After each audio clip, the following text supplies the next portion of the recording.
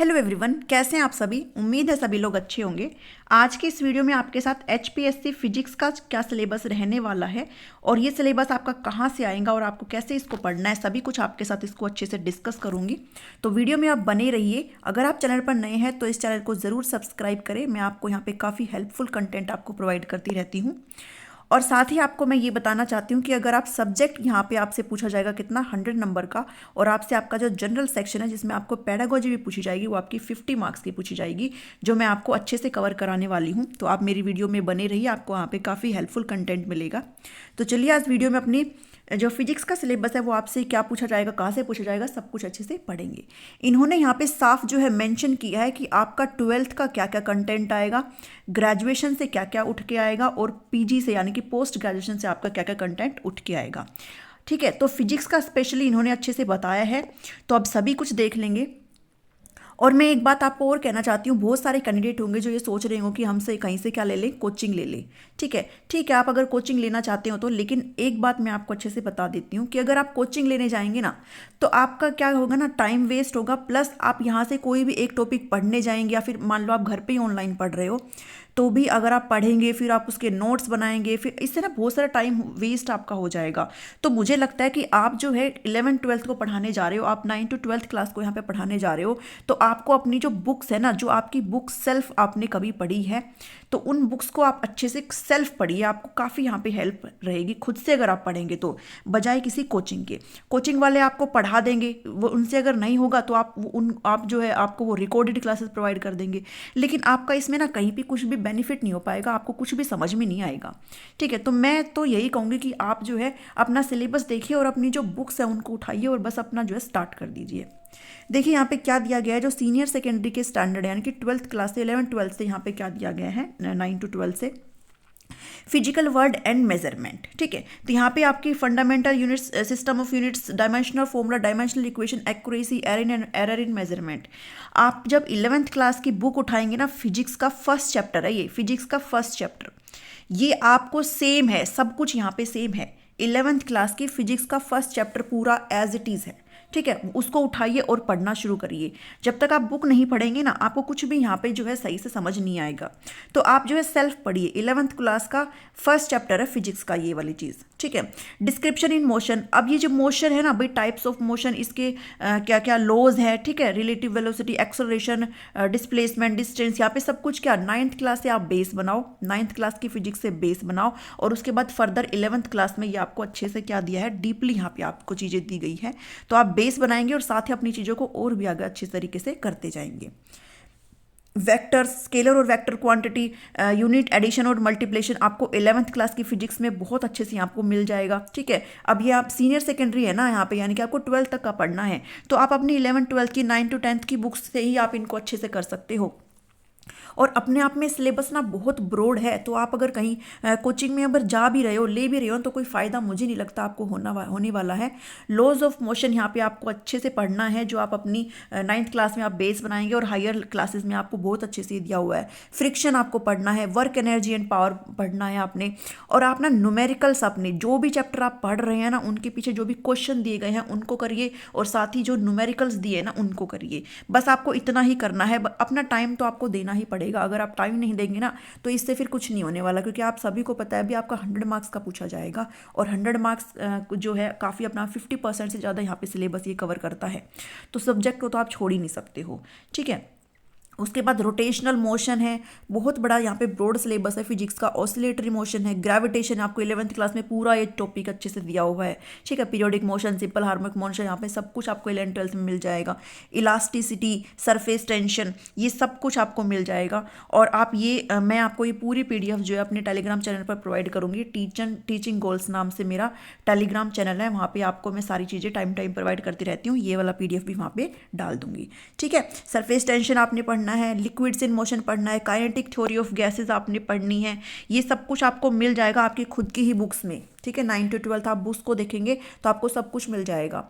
Heat and thermodynamics आपने पढ़ना है, रेडिएशन पढ़ना है, वेव्स के बारे में आपने पढ़ना है। ठीक है, पूरा बहुत ही ब्रॉड अपने आप में सिलेबस है। 17 चैप्टर दिया है भाई। रे ऑप्टिक्स और ऑप्टिकल इंस्ट्रूमेंट आपने पढ़ना है, इलेक्ट्रोस्टैटिक आपने पढ़ना है। ये आप 12th क्लास में आपको पूरा बहुत अच्छे से दिया हुआ है। ये पूरा चैप्टर बहुत अच्छे से दिया हुआ है। कैपेसिटेंस आपने 12th क्लास से पढ़ना है। करंट इलेक्ट्रिसिटी आपको पूरा 12th क्लास में बहुत अच्छे से दिया हुआ है डीपली। मैग्नेटिज्म वाला चैप्टर आपको दिया हुआ है 12th क्लास में। इलेक्ट्रोमैग्नेटिक इंडक्शन आपको वहाँ से करना है, ठीक है। अल्टरनेटिंग करंट आपने करना है। एसी जो है circuit containing resistance, inductance, capacitance क्या होते हैं, एवरेज पावर, ये सब आपको 12th क्लास में दिया हुआ है। वेव ऑप्टिक्स आपने पढ़ना है। उसके बाद photo electric effect on matter waves पढ़ना। आइंस्टीन फोटो इलेक्ट्रिक इक्वेशन बहुत इंपॉर्टेंट होता है। फोटो सेल, मैटर वेव्स, ये सभी आपने, डी ब्रोगली हाइपोथेसिस, बहुत ही अच्छा इंपॉर्टेंट टॉपिक है ये जो आपने पढ़ना है। देखिए कितना ज़्यादा टॉपिक है। 26 है। न्यूक्लियर फिजिक्स आपने पढ़नी है। सॉलिड और सेमीकंडक्टर डिवाइसेस पढ़ना है। इलेक्ट्रोमैग्नेटिक वेव्स और कम्युनिकेशन आपने पढ़नी है, ठीक है। आपकी जो है 11th-12th में ये टॉपिक बहुत अच्छे से यहाँ पे दिया हुआ है। नेक्स्ट है जो आपका ये 28 चैप्टर थे जो आपको 9 से 12 तक के आपकी बुक्स है उनमें आपको प्रोवाइडेड है सारे टॉपिक्स यहाँ पे जो आपने पढ़ने हैं। अब जो टॉपिक्स आ रहे हैं वो आपके ग्रेजुएशन से क्या क्या आएगा वो इन्होंने अच्छे से बताया है। जब आप लोग ग्रेजुएशन आपने करी होगी तो हर सेमेस्टर में आपका जो है अलग अलग आपने टॉपिक्स पढ़े होंगे, ठीक। आपकी अलग अलग क्या होगी, बुक्स वगैरह होगी। तो अगर आपने वो बुक संभाल के रखी है ना तो आपके लिए काफ़ी हेल्पफुल अब होने वाली है। और अगर नहीं है तो आप कहीं से ज़रूर इनको अरेंज करिए। मैकेनिक्स आपके पास एक बुक होगी, उससे आपके जो भी टॉपिक्स हैं यहाँ पे ये टॉपिक आप देख लेना। इनर्शियल फ्रेम, गैलीलियन ट्रांसफॉर्मेशन, ये सारे टॉपिक्स आपने वहाँ से अच्छे से पढ़ने हैं। इस मैकेनिक्स की बुक से आपके पास होगी, ठीक है। उसके बाद वेव एंड ऑसिलेशंस वाला चैप्टर आपने पढ़ना है। Potential well, periodic oscillation, damped harmonic oscillation, ये सारे टॉपिक आपने बहुत अच्छे से पढ़ने हैं। अगर मैं एक एक टॉपिक बताने बैठूंगी तो वीडियो बहुत लंबी हो जाएगी। और ये इलेक्ट्रोमैग्नेटिज्म वाला चैप्टर आपने अच्छे से पढ़ना है, इलेक्ट्रोमैग्नेटिज्म वाला, ठीक है। उसके बाद चलिए आगे चलते हैं। थर्मोडाइनमिक्स एंड स्टैटिस्टिकल फिजिक्स, ठीक है। ये आप अगर आपने किसी भी सेमेस्टर में ये पढ़ा हुआ होगा, पक्का आपने पढ़ा हुआ होगा, तो आपने वो बुक उठाइए और आप वहाँ से पढ़ना शुरू करिए। इसलिए मैं बोलती थी कि जो कोचिंग वगैरह है ना वहाँ से बहुत मुश्किल हो पाती है चीज़ें।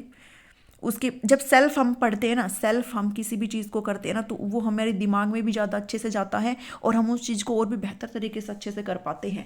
इसलिए अपने सेल्फ इसको प्रिपेयर करेंगे तो आपके लिए काफ़ी सही रहेगा। इलेक्ट्रॉनिक्स और सर्किट एनालिसिस आपको यहाँ से करनी है, ठीक है। एक बुक आती है स्पेशली इसके लिए, तो आपने वो वाली बुक अपने बीएससी में पढ़ा होगा, तो वो वाली बुक से आप ये सारे टॉपिक यहाँ से अच्छे से कवर करेंगे जो भी आपको ये टॉपिक दिए हैं, एम्पलीफायर वगैरह, ठीक है। ऑसिलेटर्स क्या होते हैं, junction field effect, transistor, circuit symbol, everything आप यहाँ से अच्छे से करेंगे। ऑप्टिक्स का जो टॉपिक है आपने करना, ऑप्टिक्स की एक बुक आती है, ठीक है। ऑप्टिक्स ही लिखा हुआ आता है उस पर। Interference of light, coherence, requirement of the sources, यहाँ पे आपको ये सारी चीज़ें अच्छे से करनी है। उसके बाद आता है आपका क्वांटम मैकेनिक्स और spectroscopy. Quantum mechanics and spectroscopy इन्होंने क्या दिया है ना, अब मतलब बुक जिस नाम से आती है ना वो यहाँ पे इन्होंने डाल दिया। अपना जो है आपको अच्छे से ये टॉपिक्स ढूंढने हैं और इन टॉपिक्स को अच्छे से करना है। मतलब ये है कि इन्होंने पूरा ही क्या है 11th-12th का टॉपिक डाल दिया। सब 9th से 12th तक का आपने सब कुछ पढ़ना है और अपनी ग्रेजुएशन को भी नहीं छोड़ना है और साथ ही अपनी पीजी को भी नहीं छोड़ना आपने, ठीक है। न्यूक्लियर फिजिक्स का दे दिया इन्होंने, देखो न्यूक्लियर फिजिक्स आपको अच्छे से पढ़ना है, आपको सब कुछ पता होना चाहिए है यहाँ पे।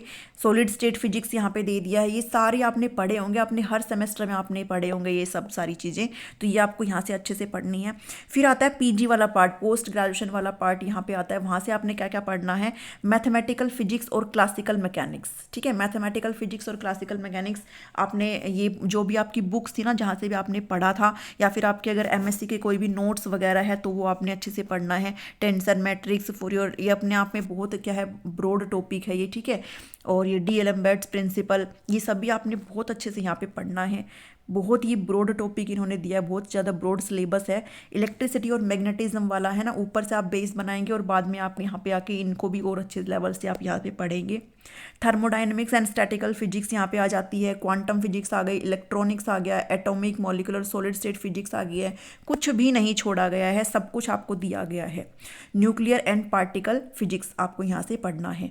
तो कहने का मतलब ये है कि आपको 9 से 12 तक की बुक्स आपको पढ़नी है, 11th में सॉरी ग्रेजुएशन में आपने जो कुछ भी पढ़ा है वो आपने पढ़ना है। अगर आप ऑनर्स के स्टूडेंट हैं ना, अगर आप ऑनर्स के स्टूडेंट तो आपके लिए तो काफ़ी सही रहेगा, क्योंकि आप लोगों ने तो फिर भी बहुत ज़्यादा डीप में पढ़ा है। थोड़ा सा प्रॉब्लम जो जनरल को सिलेबस वाले होते हैं ना, जिन्होंने जनरल बीएससी करी है उनके लिए हो सकती है, तो उनको भी अच्छा पूरा डीपली यहाँ पे चीज़ों को पढ़ना पड़ेगा, ठीक है। और आपका जो पोस्ट ग्रेजुएशन है उनका भी सारा जो सिलेबस है इन्होंने क्या किया है, कवर किया है, ठीक है। उसके बाद ये पूरी पीडीएफ में आपको डाल दूंगी, ये एजुकेशन साइकोलॉजी वाला पार्ट है, तो ठीक है। आपको ये सभी सारी चीज़ें जो है बहुत अच्छे से करनी है, आपको सारी ही जो चीज़ें हैं एग्जाम में पूछी जाएगी। सो वीडियो में इतना ही है। अगर वीडियो पसंद आती तो आप इसको ज़रूर लाइक करें, चैनल को सब्सक्राइब करें। Thank you, thanks for watching me.